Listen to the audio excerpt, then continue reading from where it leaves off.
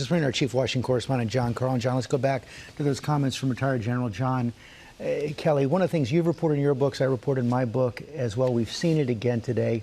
Some of the most damning critiques of Donald Trump's character and competence come from those who serve in these top national security positions. I'll go further than that, George. The most damning critiques of Donald Trump and the most dire warnings about what it would mean if he came back into the White House came from people who served him closest in his administration in the most sensitive and important positions. Let me just go through a few of them. I've written them down so that I don't leave any out, but I'm going to leave some out because there are a lot. Obviously, there's his former vice president. There's Rex Tillerson, who was his Secretary of State. Bill Barr, who was Attorney General. John Kelly, Mark Milley, Mark Esper, who was his Defense Secretary. Jim Mattis, who was his earlier Defense Secretary. Dan Coats, who was in charge of the National Intelligence. All of these people have come out to issue dire warnings about Donald Trump.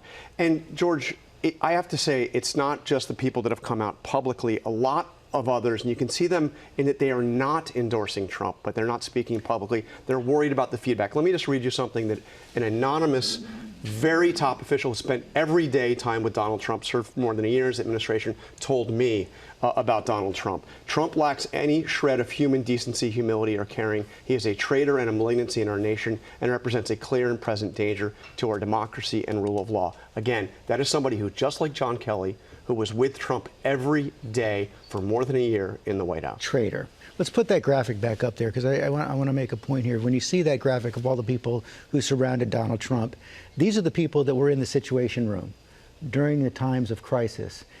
If Donald Trump is elected again, none of those people will be there. Well, I've spoken to Trump many times about some of these people that have crossed him, and I asked him what his next administration would be like. What he's told me is he didn't know anybody. He had to rely on advice to hire people last time. Now he knows people. He will put people in who are loyal to him.